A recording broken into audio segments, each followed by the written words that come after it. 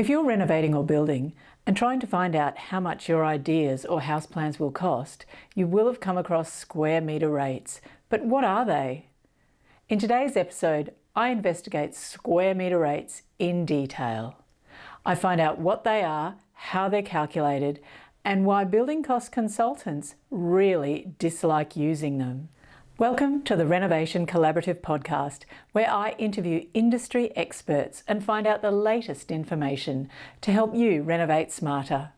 My name's Stephanie Skyring. I'm an Australian architect with 20 plus years of experience helping people create better, more environmental homes on any budget. In today's episode, I'll be talking to Flavio Costanzo from Flavio Costanzo and Associates, Quantity Surveyors and Building Cost Consultants. Good morning, Flav, and thank you so much for joining me again on the Renovation Collaborative podcast. Pleasure, thank you. So for anyone talking about renovating or building new, once you start asking anyone, builders, designers, architects, friends, about how much it costs to build, you will hear the term square metre rates. So today I just want to get to the bottom of what square metre rates are and how they're used and the many problems with using them if you're not a professional and you're not experienced. So can you tell me generally what the term square metre rates even means for people who haven't heard it before or may have just been hearing it now? Well, square metre rate is the reflection, a simplistic way of approaching, I have an area of a building I want to build, I want to apply one rate that's going to give me an approximate indication of what that's going to cost. And the important thing is knowing how that rate was arrived at and what area was it based on. Different people have different understanding of what the area should be, but as long as you're consistent in your approach, then it can be an early indication, but only a very broad indication. And the level of accuracy should not be attributed to it a great deal. So where do current square metre rates come from? Well, they come out of a lot of publications, and they come. There was an influx of information years ago where the industry, the project home builders, were flogging a lot of square metre rates as an indication of come build with us. But they never explained where the rate came from. And consequently, people were being drawn into, this bloke can build for $500 a square metre. Why would I go and pay $750? But if you don't know where the area came from, you have no idea what it actually means. Yes, and that is absolutely what we're trying to get at. Yeah. That's right. So they're coming from publications, they're coming from working backwards off previous work that you've had, or what? Definitely. Analysing a previous project is the best way of getting a square metre rate. So if you're doing a range of homes, it's important that you spend the time or get somebody to help you put together the square metre rate for the project you've just finished. And the square metre rate is best looked at based on the tender price, okay? Exclude GST, keep GST to one side. It's important to compare apples with apples and analyse your project on the same basis each time. So square metre rates are calculated in different ways. Do they include the external area, like verandas, garages, carports? What's in and what's out of square metre rates? Well, that's up to. Or isn't it that straightforward? It's not that straightforward. The residential industry, whether it's the real estate, you measure your residential homes are measured to the outside face of the wall. So if you've got a cavity wall, you'll end up losing 270 millimetres. And consequently, you can either include or exclude carports, and those can have a significant effect. So as long as you're being consistent on how you approach your own measurement of those rates, the rate will work, but you can't hop from one to the other. So potentially, if someone had got a price from a builder or somewhere and they were trying to understand that price and how it had come in, so price for a renovation, say, gets very confusing. Oh, don't you want to go there? Let's just start with a new house. No, I'm happy to talk about it. Yeah, it's just because it's such a common thing. I mean, that's predominantly probably what people largely are doing in inner areas because there's no land, so we have to deal with what we've got. So in a renovation, say, you've got the existing house where there may be little or no work. There might be a paint and a floor sand, but everything else largely probably stays in place. Then you might have a new kitchen and bathroom in a certain maybe a couple of existing rooms, they get rearranged into a kitchen and bathroom, say, and then you might have an extension. How can you take a square metre rate and apply it to the whole thing there? You can't, because some of it is 100% new work. Some of it, kitchens and bathrooms, were, say, 50% new work, and then with the paint and the floor sand, that's like 5% new work. Do you know what I mean? So it's so diverse. So if the builder had given you a price for 600,000, say, I mean, that is a very random price to pull out for all that work, but if they did, you can't just sort of divide that back. And I'm just sort of qualifying what I said before, because in the previous question I said, can you just divide the rate back over? But it doesn't work like that for renovations, does it? In the example you just given, I would probably tend to approach the new extension separately. Yep. So, unless that's priced separately, you can't really do that. No, you can't. But I mean, if you were given to me as a concept stage, I would do a semi-detailed assessment. I would measure some quantities for the lick in a paint, the sanding of the floor, the painting of the walls and ceilings. Keep it to one price. So that would all be sort of separated out. Yeah, separated. Getting quotes based on quotes of trades, because they're quite smaller tasks, aren't they? Yeah. And then you approach the extension totally separately. And a small extension like you described, your regular square metre rate would be totally almost double, because it's a small extension. Oh, okay. So it makes it higher because it's smaller work. Well, you can't add a room for $3,000 a square metre necessarily, unless it's a very simple room. And if it's things like a bathroom or a kitchen, I tend to price those in these simple examples as lump sums. Anything to do with plumbing and electrical concentration have to be kept separately. You can price those as a range of cost lump sum prices. Yeah, okay. I tend to do it that way. So when you talk about square metre rates, are you thinking of them as the internal part of the building, or does that have to be defined somewhere? Like the rates that are bandied around, are they more about the internal build for new work? In residential, it's still to the outside face. Yeah, so but it's not to the outside of the veranda, it's to the outside face of the enclosed space. Hard to be defined. Can't be defined. I can't be. I wouldn't know. No, that's cool too. It's an unknown. That's great. No, that's good, and unknown. it passes on the extreme variation that you've got here. If that's not even black and white, it has to be defined. Somebody has to say, did you include? You have to ask the question. You have to ask the question. Does that include? Did you include the veranda area? Oh no, I didn't do that. Yeah. Did you include the carport? Oh no, I didn't include that. And so, if you were looking at the square metre rates allowed for in Rawlinsons, or the typical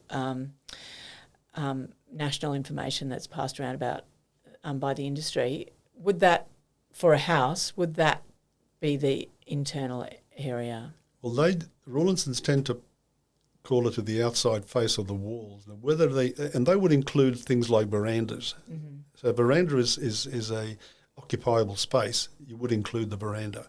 And it's got a roof, it's got a floor, it's got a balustrade. You would include that in it. So that would be reflective of that. Yep. Oh, okay. Interesting. So those rates tend to be average. That's right. That's very average. Very average. At a veranda compared to a fully fitted out kitchen, exactly. That's an extremely different price items, aren't they? Correct. So what is Rawlinsons? Well, Rawlinsons used to engage their own offices right around Australia, and I spent 11 years at Rawlinsons, and I helped with the first 6 years of publications. They had us spend several months collecting the information, and then they would take it back to Perth, and they would reconfigure it in a format which was standardised across the various states and the cities. And so they try and price things. They take a typical project and they price the project, get rates for various size projects, from a small to a medium to a large project, because the price of supplying certain materials can diminish with quantity, and some materials stay the same cost with quantities. So they tend to put together a great understanding of the cost of labour and the cost of the materials based on a particular size project, and they price that each year, and then they put the variation in those rates in the publication. The costs vary significantly across every state, obviously. Oh, okay, yeah, even within the state. Even within a state, and further away from the capital city you get, there is a published regional factor that you could take into account. Sometimes it's going to be accurate, and sometimes it's going to be miles out. Builders don't like to build remotely, because you've got accommodation costs, you've got travel costs, etc., etc. So all those things have to be factored into it. So consequently, that's why in Rawlinsons there's a regional maps of each state and what percentage that you should be adding to the capital city state that you're working on to accommodate for that sort of a difference. Okay, and that's residential, but it's also they provide information too, right across all of commercial and all different types of residential, don't they? From from project home type things right through to super high end. So there's a very big spectrum of information there and broken down in a million different ways. Yep. And I just looked at it even after 25 years in the industry and went, I just really have got a very vague grasp on this. Like I can understand what they're saying, but how to use those figures in there, I just, because it is a specialist field to understand that and to use it. It's not a layman's field. No, not at all. So talking about that square metre rate again and what it includes. So you were saying it could be calculated to include just the internal area, or it could also include the balconies. What's excluded from that? The published rates only include the cost of the actual construction itself. It wouldn't include driveways. It wouldn't include carports. It wouldn't include landscaping.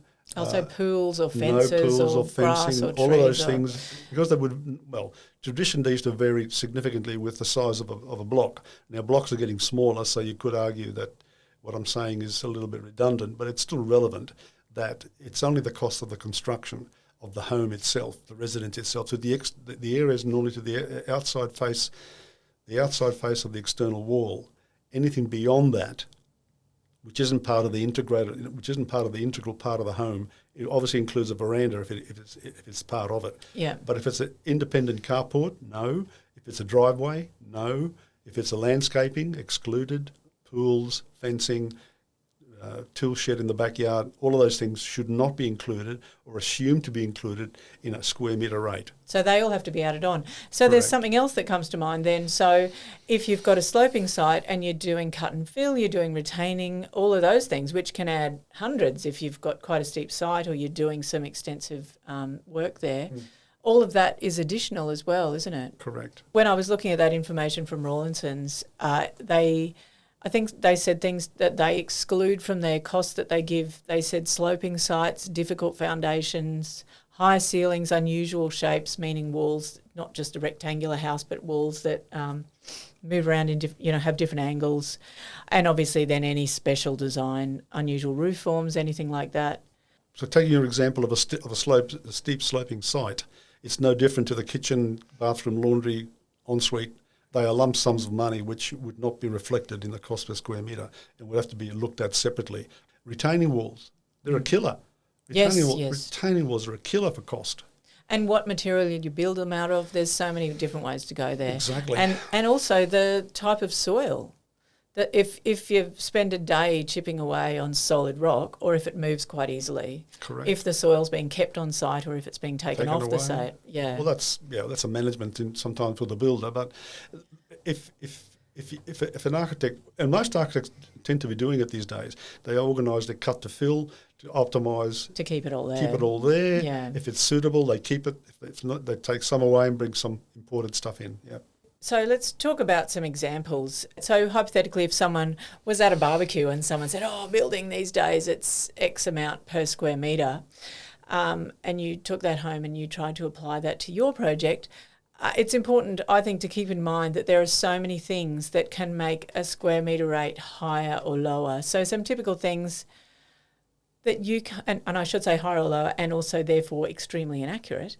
What sort of things come up for you? I mean, we mentioned higher ceilings, structure. Well, kitchens, en-suites, bathrooms.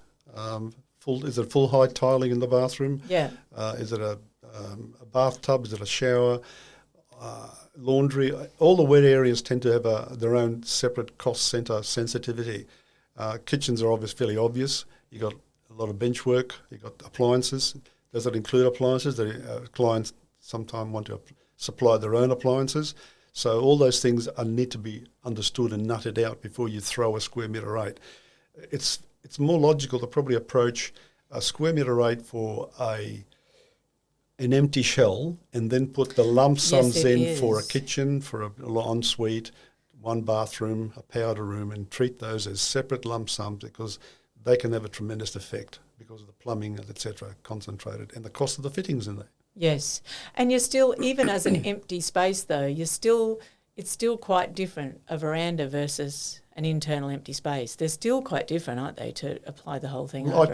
I treat those separately. I treat the veranda separately, square metre rate, Yeah. to an internal space. Yeah. Definitely. So now I've sort of attempted to put square metre rates in some sort of context.